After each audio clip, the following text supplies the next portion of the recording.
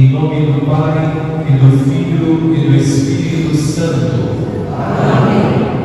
O Deus da esperança, que nos comula de toda alegria e paz em nossa fé, pela ação do Espírito Santo, esteja convosco. Bendito seja Deus,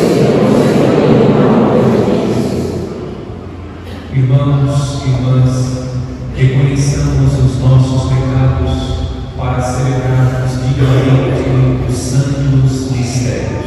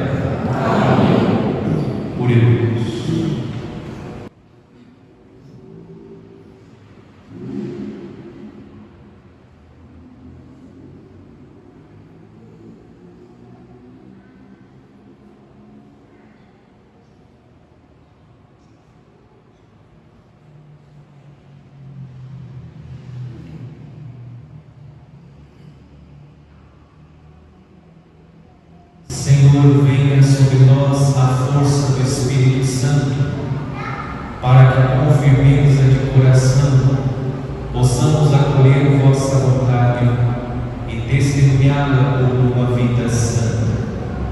Por nosso Senhor Jesus Cristo, vosso Filho, que é Deus, e convosco vive e reina, na unidade do Espírito Santo, por todos os séculos dos séculos. Amém.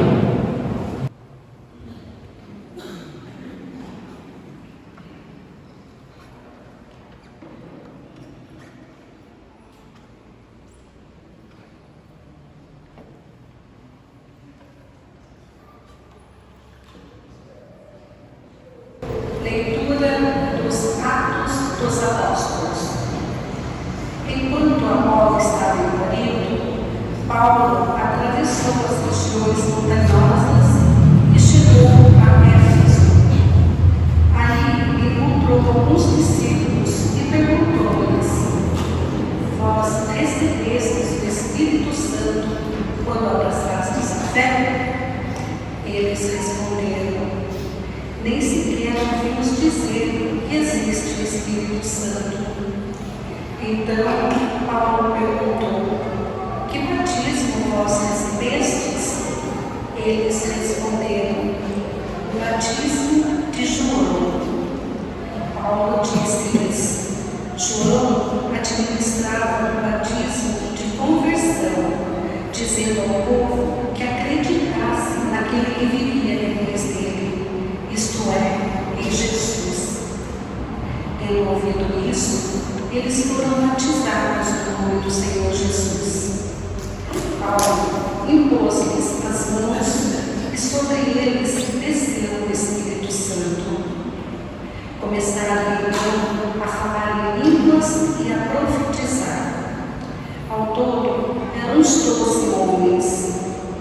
Paulo foi então à sinagoga e durante 3 meses falava com toda a convicção, discutindo e procurando convencer os ouvintes sobre o reino de Deus. Palavra do Senhor. Graças a Deus.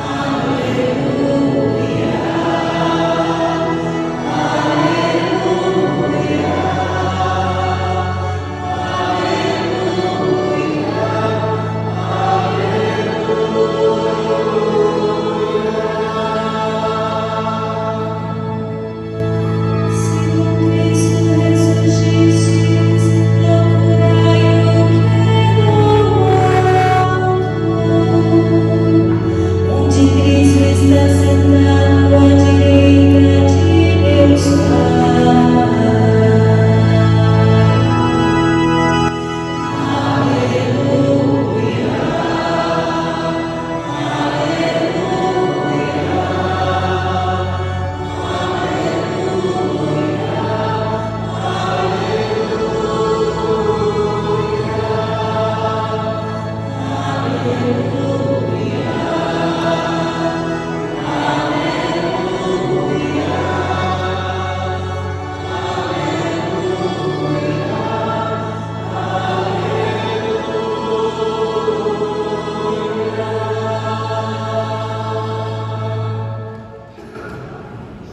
O Senhor esteja convosco. Proclamação do Evangelho de Jesus Cristo segundo João.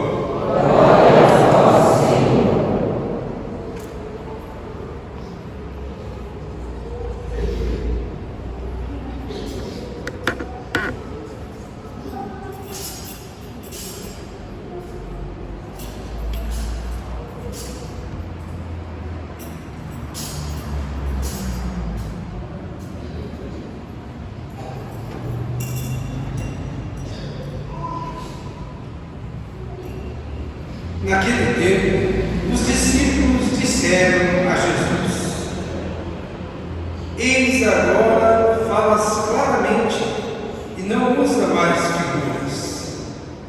Agora sabemos que conheces tudo e que não precisas que alguém te interrogue. Por isso cremos que vieste da parte de Deus. Jesus respondeu: Credes agora? Eis que vem a hora, e já chegou, em que vos dispersareis, cada um para o seu lado, e me deixareis só. Mas eu não estou só, porque o Pai está comigo. Disse-vos estas coisas, para que tenhais paz em mim. No mundo tereis tribulações, mas tendes coragem. Eu venci o mundo. Palavra da salvação. Glória a vós, Senhor.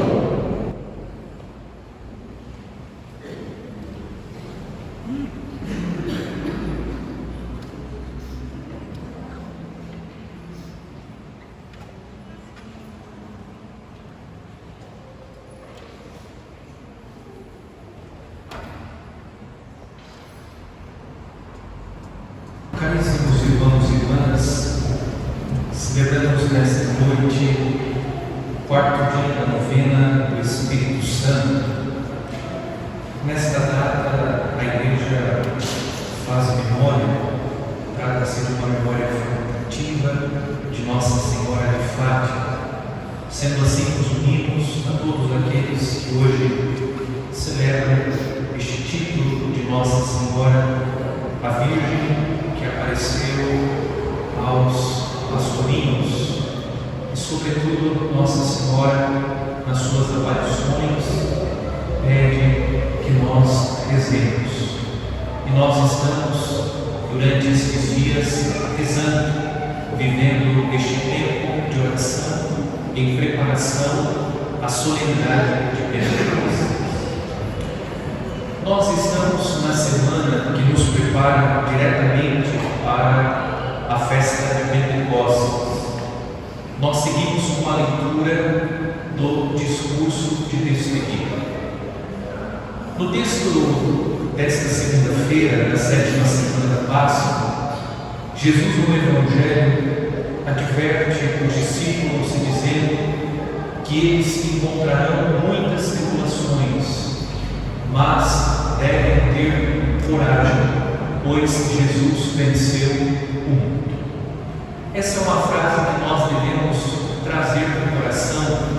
É um versículo que precisa ser depositado nos nossos corações, pois durante a vida nós passamos pelas tribulações, nós vivemos inúmeras tribulações, porém a palavra de Jesus nos assegura que nós venceremos as tribulações. Permanecendo em Cristo, nele nós encontraremos a força para suplantar e vencer as tribulações. Mas não é sobre esses versículos, os últimos versículos, que eu gostaria de meditar. Penso que é muito pertinente meditar sobre os primeiros versículos do Evangelho que ouvimos, pois está evidente no texto que os discípulos de Cristo estão agindo com presunção. Eles estão convictos que já compreenderam a palavra de Jesus. Eles já estão convictos que terão força suficiente para viver o Evangelho. Porém, na prática, nós sabemos que, seguindo com a leitura do Evangelho, quando Jesus é preso, os discípulos desapareceram. Há uma presunção no coração dos discípulos. Eles presumem que já conhecem o suficiente sobre Jesus, sobre a sua palavra, sobre o seu ensinamento. Há uma presunção. Só que a presunção dos discípulos, dos primeiros discípulos de Cristo, ela se perpetua pela história, em todos aqueles que pensam que já possuem conhecimentos suficientes acerca das coisas divinas. Esse é um mal que também nós podemos viver, imaginando que tudo aquilo que nós já conhecemos, aquilo que nós já aprendemos sobre Deus é suficiente e nós não precisamos nos esforçar para conhecer mais acerca de Deus. Isso se concretiza de que maneira?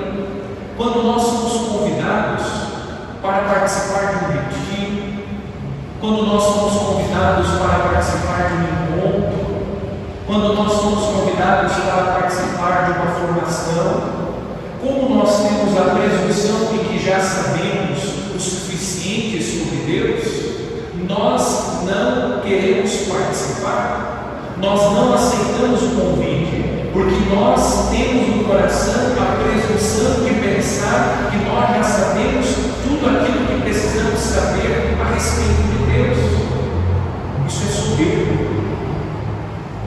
Nós mais desconhecemos do que conhecemos acerca de Deus. Já repetimos essa frase recentemente neste púlpito. Portanto, hoje a palavra de Deus quer nos advertir que precisamos superar essa soberba da vida, essa presunção de pensar que nós já sabemos tudo acerca de Deus. E mais, nós também podemos pensar que a experiência que nós fizemos com Deus, aquela experiência que provocou uma mudança radical de vida, ou ainda aquela experiência forte de Deus que fizemos, aquela foi a única experiência da minha vida, eu não preciso de outra experiência com Deus. Você está equivocado, porque Deus é sempre uma novidade, Deus é inesgotável. Nós precisamos buscar incansavelmente o encontro com o Senhor para conhecer e experimentá-lo, porque Deus será sempre uma novidade. E esse mal atinge todos nós, inclusive eu, como Pai, porque nós pensamos que sabemos tudo a respeito de Deus, que nós já fizemos todas as experiências possíveis com Deus. É um equívoco, porque Deus é um ser que nós não conseguimos conhecer plenamente. Cada encontro, cada retiro, cada formação é uma oportunidade que Deus oferece a cada um de nós para conhecê-lo mais, para experimentá-lo mais. É necessário que nós abandonemos a soberba, a presunção, a zona de conforto da vida espiritual e tenhamos a coragem de avançar para as águas mais profundas na vida espiritual. Não se dê por satisfeito com a experiência espiritual que você já fez. Nós devemos ser gulosos espiritualmente.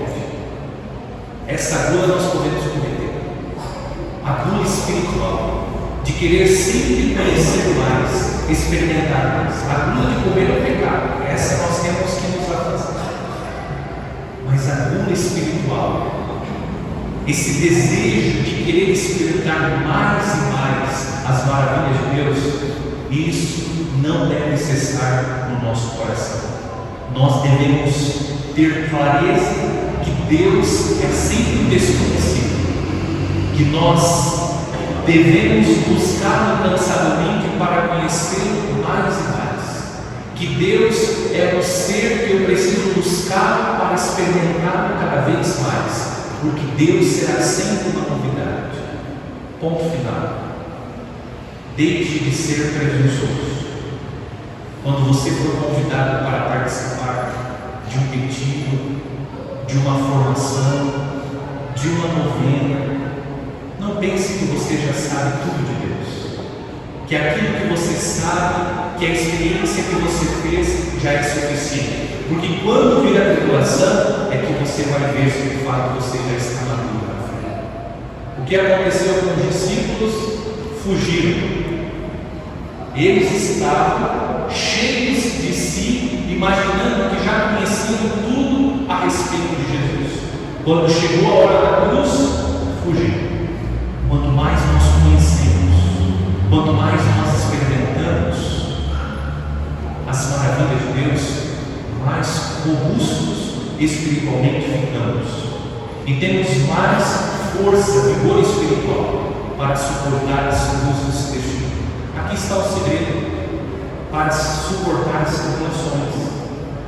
Se nós somos robustos espiritualmente, porque exercitamos, buscando conhecer a Deus, experimentar a Deus, nós conseguimos atravessar as tribulações.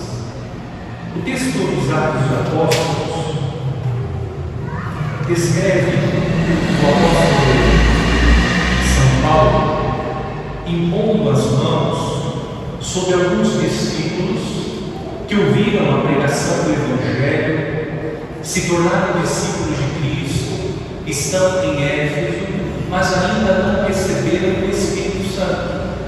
E São Paulo faz a imposição das mãos, implorando sobre eles o Espírito Santo. São Paulo administra o batismo e eles recebem e conhecem o Espírito Santo. E diz o texto, São Lucas, o autor dos Atos dos Apóstolos, que eles começaram então a falar em línguas e a profetizar. São Lucas está dizendo que eles começaram a falar em línguas e a profetizar para indicar que a graça de Pentecostes, a graça que os apóstolos receberam, reunidos com Maria Santíssima no cenáculo, não ficou restrita às paredes da sala do cenáculo.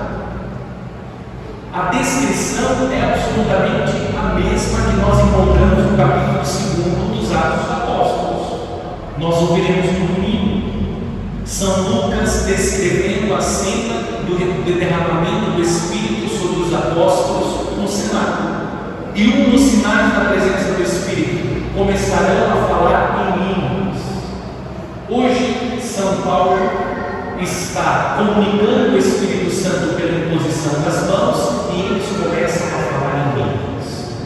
O que nós hoje aprendemos com o texto da primeira leitura? Que a graça que Deus derramou sobre os apóstolos, ela continua sendo derramada pelos séculos.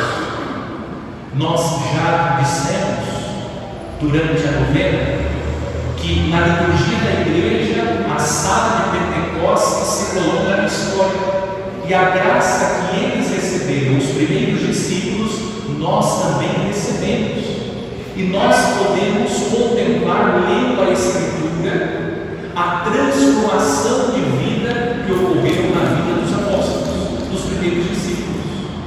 A nossa vida também pode ser transformada pelo Espírito Santo de Deus, que foi derramado sobre os primeiros discípulos e continua sendo derramado sobre todos os discípulos, e entre eles estão todos nós. E é justamente sobre isso que nós vamos meditar neste quarto dia da novena. Nós já meditamos sobre o sentido espiritual da novena, nós meditamos no segundo dia sobre a pessoa do Espírito Santo, tendo presente uma missão importante do Espírito Santo, segundo a catequese do Papa São João Paulo II, que é ajudar o homem a tomar consciência do pecado. Hoje eu gostaria de ter presente para essa meditação um versículo do Evangelho de São João, um versículo do capítulo 20, versículo 22. Trata-se da cena da aparição do Cristo ressuscitado. Ele se colocou no meio dos discípulos e disse: recebei o Espírito Santo. E nós vamos meditar sobre o sentido dessa comunicação. Jesus comunica o Espírito Santo, como vimos ontem, para que a igreja possa continuar na obra salvífica. No primeiro dia nós lembramos que o Espírito Santo e nosso Senhor Jesus Cristo realizam uma missão conjunta, a missão de salvar. Porém, nós também podemos meditar qual é o sentido prático, poderíamos dizer, desse Espírito que é comunicado a cada um de nós. Primeiro, a promessa se cumpriu. O Papa São João Paulo II, na encíclica que está iluminando as nossas meditações deste ano, se referindo a essas palavras de Nosso Senhor, recebei o Espírito Santo, disse que essas palavras de Cristo, receber o Espírito Santo, foram ditas na mesma sala do cenáculo onde Jesus fez a promessa que derramaria sobre os apóstolos o Espírito Santo. Eu vou repetir para ficar bem claro. São João Paulo II lembrou que as palavras de Cristo, receber o Espírito Santo, foram ditas na mesma sala do cenáculo onde Jesus fez a promessa que derramaria o Espírito Santo. Eu disse em outra meditação que o discurso de despedida pode também ser chamado de discurso do cenáculo. Jesus está na sala do cenáculo se despedindo dos seus discípulos. Na mesma sala, Jesus soprou sobre eles o Espírito Santo. Sendo assim, São João Paulo II disse que Jesus, dizendo receber o Espírito Santo, ele está cumprindo a promessa que havia feito antes da sua paixão e morte de cruz para os discípulos. O ensinamento que nós recebemos, que as promessas de Jesus, elas se cumprem, que Deus é fiel à sua promessa, enviando o Espírito, comunicando o Espírito, inclusive na mesma sala onde Jesus havia feito a promessa. Jesus está ensinando que Deus é fiel e Deus cumpre as suas promessas. Ele prometeu o Espírito Santo e o Espírito Santo foi derramado. O Espírito Santo foi comunicado.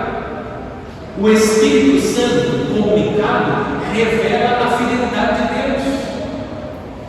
Nós recebemos o Espírito Santo, e receber o Espírito Santo é ter a possibilidade, a oportunidade de contemplar a fidelidade de Deus.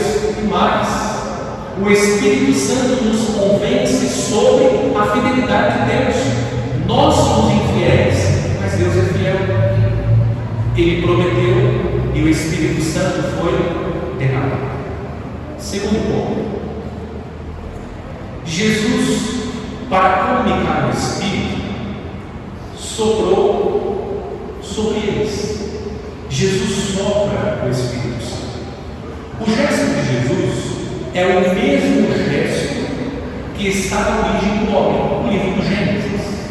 Deus modelou o homem com a argila do solo e insuflou em suas narinas um hálito de vida.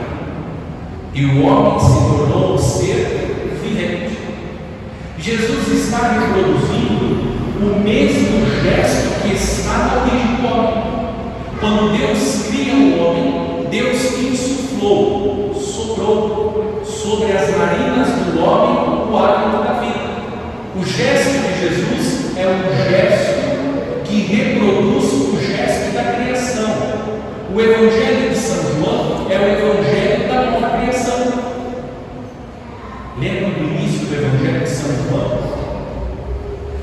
O primeiro capítulo do Evangelho de São João tem um paralelo com o livro do Gênesis. Fala da origem do Verbo divino, o Verbo divino que se fez carne. O gesto de Jesus é um gesto que lembra a situação existencial do homem. O que o homem, na origem, era antes do hálito de Deus. Antes de receber o hálito de Deus, antes de Deus insuflar na narina do homem, o homem era um ser que não tinha vida, não era um ser vivo. Depois que o homem recebe o sopro da vida, ele passa a ser um ser vivo.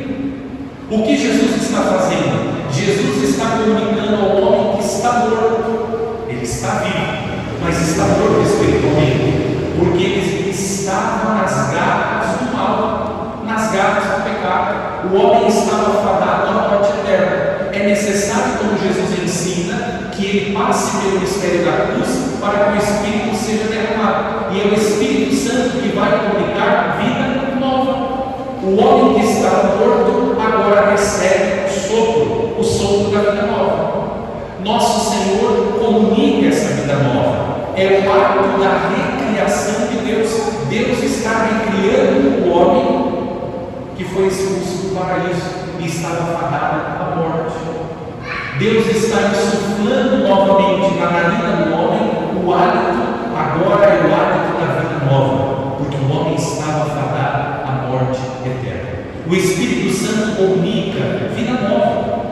O Espírito Santo é o oxigênio, porque o homem estava sendo sufocado pelo mal. Mas Jesus, pela sua morte e ressurreição, comunica o sopro da vida nova, para que o homem receba o oxigênio e possa viver a vida nova. Terceiro e último ponto. Recomendo ao Antigo Testamento. Disse o profeta Ezequiel: porém no vosso íntimo o meu espírito. O profeta Ezequiel atua no período do exílio da Babilônia. E com o passar do tempo, o povo de Israel conseguiu entender por que eles foram exilados. O exílio é o reflexo ou a consequência dos pecados que o povo de Israel cometeu. O povo começou a acusar, delegando a responsabilidade do exílio para Deus, dizendo que Deus era responsável, e depois, com o passar do tempo, através dos profetas, o povo tomou consciência que o exílio e os sofrimentos que eles estão vivendo é a consequência do pecado. O profeta Ezequiel atua neste contexto, um contexto de desespero, um contexto de sofrimento, um contexto de angústia. O profeta Ezequiel e o livro da profecia de Ezequiel é considerado como um texto de esperança. É o profeta da esperança. A situação é difícil, é dramática, é tensa para o povo, mas o profeta Ezequiel ilumina essa realidade sombria do povo de Israel. E o que disse o profeta Ezequiel? Dar-vos-ei coração novo, porém no vosso íntimo espírito novo. Tirarei do vosso peito um coração de pedra, e vos darei um coração de carne. Porém no vosso íntimo meu espírito, e farei com que andeis de acordo com os meus estatutos, e guardeis as minhas normas e as pratiquei. O profeta está anunciando que Deus dará um espírito novo, um coração novo para o povo. Essa promessa atingiu o seu sentido pleno em Pentecostes, quando Deus derramou o Espírito Santo e transformou verdadeiramente a vida dos discípulos. Disse Jesus: recebei o Espírito Santo. Está claro e evidente que a transformação dos primeiros discípulos foi radical. Onde eu gostaria de chegar? Nós precisamos entender que por mais que o nosso coração seja um coração duro, por mais que nós sejamos carga torta, o Espírito Santo de Deus pode transformar todas as coisas. O Espírito Santo de Deus pode substituir esse coração de pedra por um coração de carne. Receber o Espírito Santo é ter a certeza que Deus pode fazer nova todas as coisas. Aquilo que o povo de Israel não é capaz de fazer por si mesmo, Deus promete que enviará o Espírito Santo para transformar o povo. Aquele povo que contemplou as maravilhas de Deus. A mudança que nós podemos contemplar na vida dos discípulos, a transformação de vida que o Espírito Santo fez naqueles homens que, mesmo vendo tantos sinais que Jesus realizou, nós não precisamos ter um conhecimento profundo da Sagrada Escritura para saber que, mesmo convivendo tanto tempo com Jesus, ouvindo as catequeses de Jesus, vendo os sinais de Jesus, o que eles fizeram quando chegou a hora da cruz? Fugiram. Foi o Espírito Santo de Deus que fez desses homens que compreendessem tudo aquilo que Jesus ensinou, e foi o Espírito que transformou radicalmente a vida deles. Foi o Espírito Santo de Deus. Os discípulos eram homens comuns, como nós. Se a transformação deles aconteceu, a minha e a sua também pode acontecer. Se a vida daqueles homens de cabeça dura, tanto como cada um de nós, aconteceu, a minha e a sua também pode acontecer.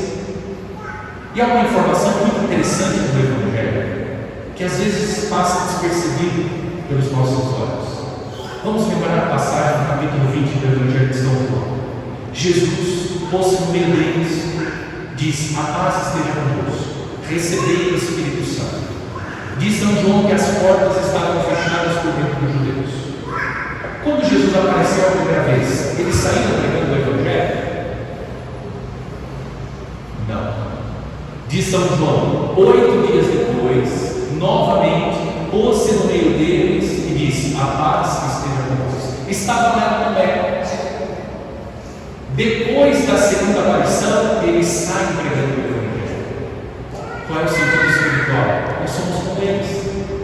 Nós recebemos o Espírito Santo, mas ainda insistimos em ficar presos.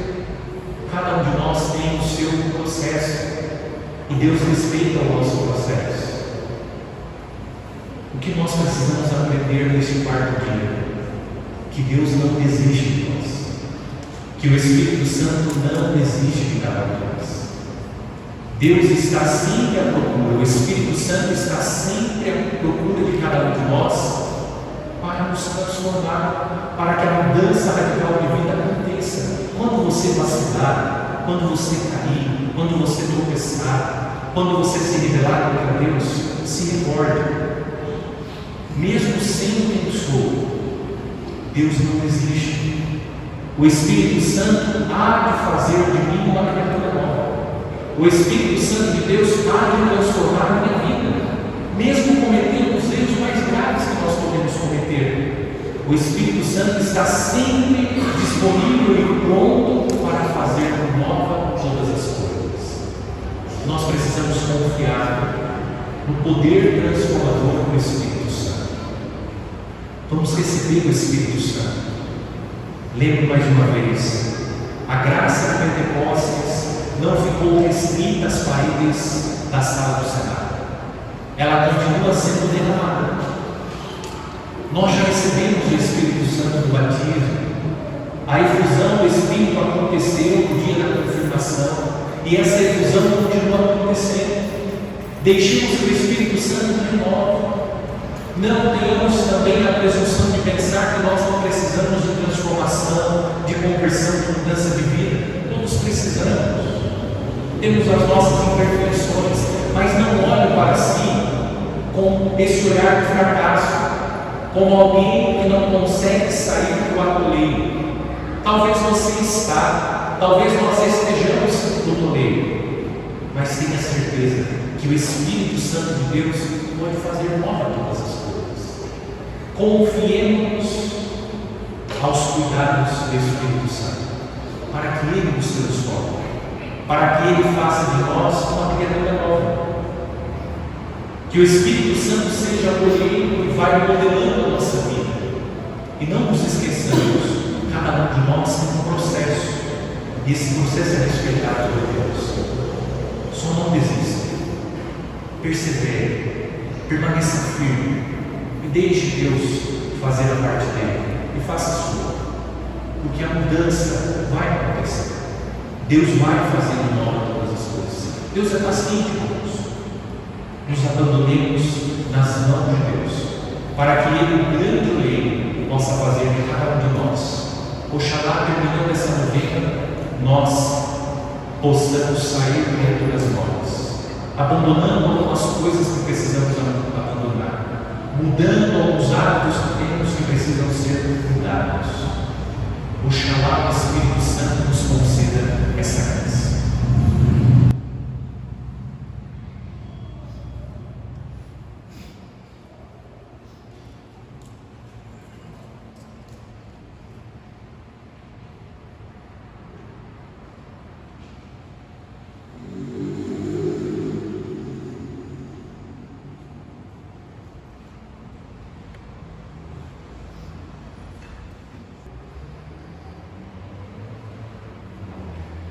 Irmãos e irmãs, oremos a Deus Pai por intercessão da Virgem Santa Maria, que em Fátima apareceu a 3 crianças e lhes ensinou a mensagem evangélica da mudança de vida, dizendo com toda a confiança: pela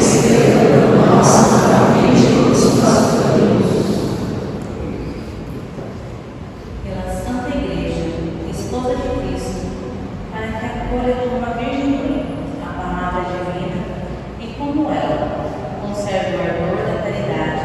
Oremos por intercessão de Maria.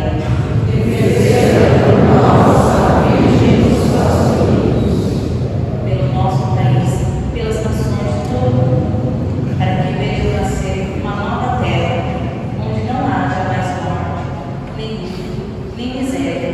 Oremos por intercessão de Maria.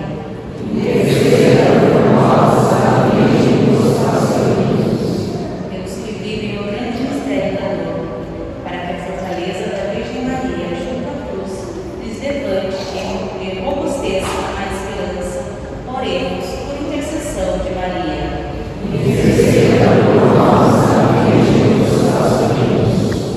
Pelos cristãos que choram e andam tristes, para que sintam a proteção da Mãe de Deus, que Jesus, o Salvador, nos deu por mãe. Oremos por intercessão de Maria.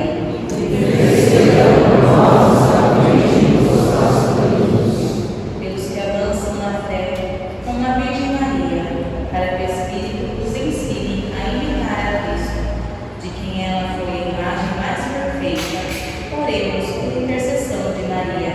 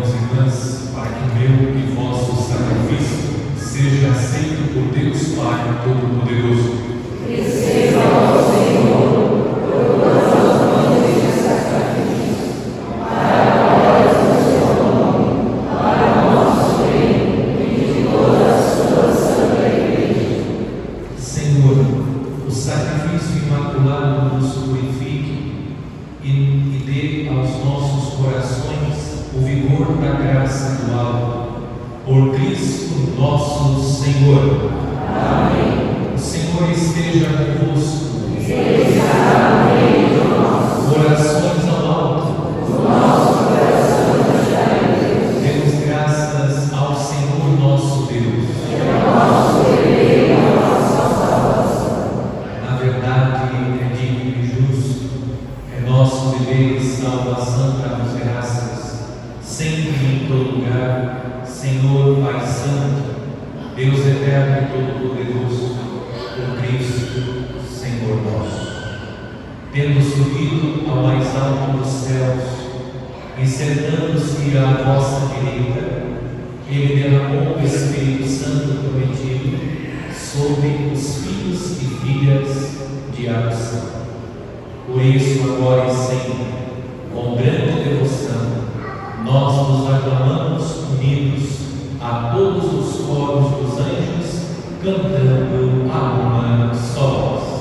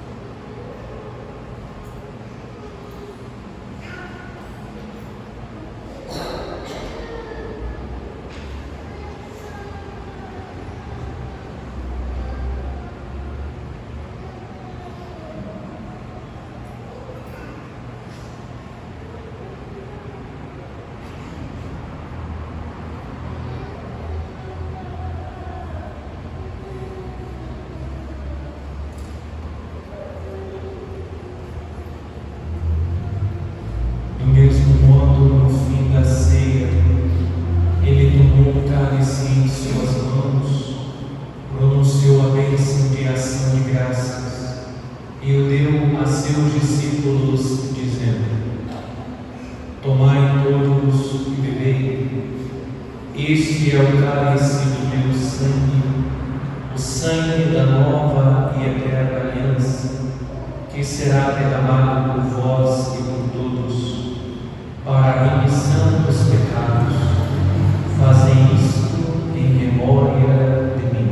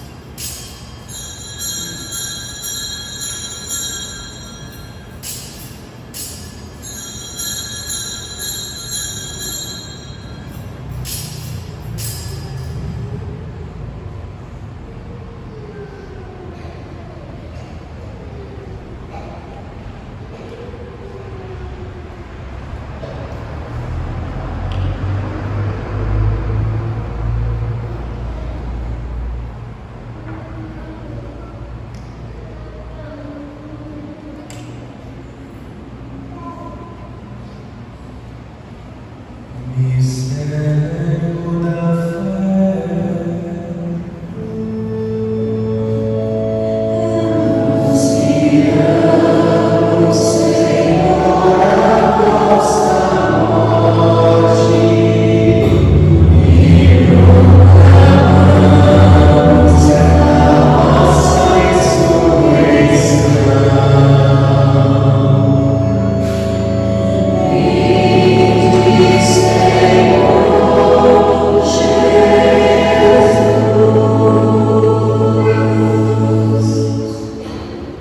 Celebrando agora, ó Pai, o memorial da paixão redentora do vosso Filho, da sua gloriosa ressurreição e ascensão ao céu, e enquanto esperamos sua nova vinda, nós vos oferecemos em ação de graças este sacrifício vivo e santo.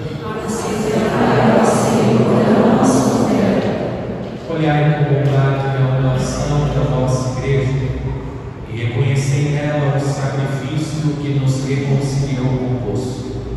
Concedei que, alimentando-nos com o corpo e o sangue do vosso Filho, repletos do Espírito Santo, nos tornemos em Cristo um só corpo e um só Espírito. O Espírito nos une um só corpo. Que o mesmo Espírito faça de nós uma eterna oferenda para alcançarmos a herança com os vossos eleitos, a Santíssima Virgem Maria, Mãe de Deus, São José, seu esposo, os vossos santos apóstolos e gloriosos mártires, e todos os santos que não cessam de interceder por nós na vossa presença. Nós nos suplicamos, Senhor, que este sacrifício da nossa reconciliação estenda a paz e a salvação ao mundo inteiro. Confirmai na fé e na caridade a vossa Igreja, que caminha neste mundo com o vosso servo, o Papa Francisco, e o nosso Bispo Gordônio, com os bispos no mundo inteiro, os presbíteros e diáconos, os outros ministros e o povo por vós pedido. Atendei propício às preces desta família que reunistes em vossa presença. Reconduzei a vós, Pai de misericórdia, todos os vossos filhos e filhas dispersos pelo mundo inteiro. Lembrai-vos, ó Pai, da vossa Igreja. Acolhei com bondade do vosso bem os nossos irmãos e irmãs que partiram desta vida. Rogério de Oliveira, Rosa Maria Domênica, João, Edna, Jacira Barbosa, João Borman, Fabiano Moraes, José Augusto, João Paz de Lima, Joaquina Tavares, Carlos Alberto Paz, Eva Paz.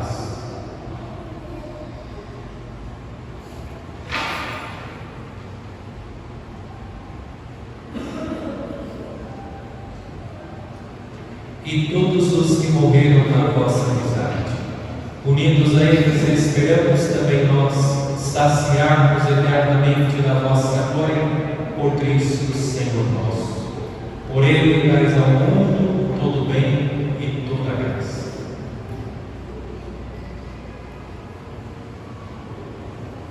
Por Cristo, com Cristo e em Cristo, a vós, Deus Pai Todo-Poderoso, na unidade do Espírito Santo, toda honra e toda glória, por todos os séculos dos séculos.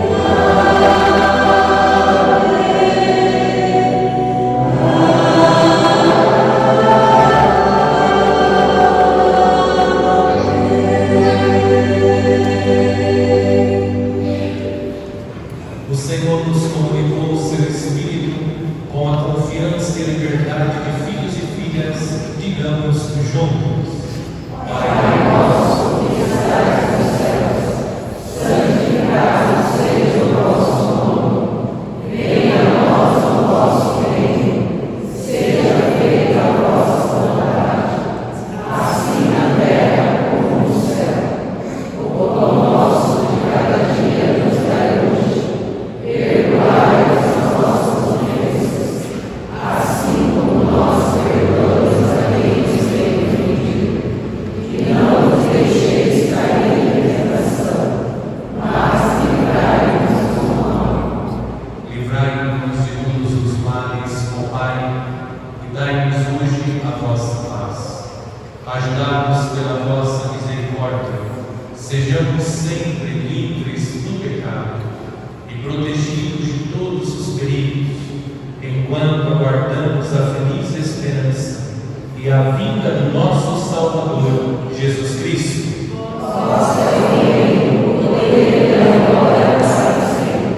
Senhor Jesus Cristo, dissestes aos vossos apóstolos: eu vos deixo a paz, eu vos dou a minha paz. Não moreis os nossos pecados, mas a fé que anima a vossa igreja. Dai, segundo o vosso desejo, a paz e a unidade. Vós que sois Deus com o Pai e o Espírito Santo. Amém. A paz do Senhor esteja sempre convosco. O amor de Cristo nos une.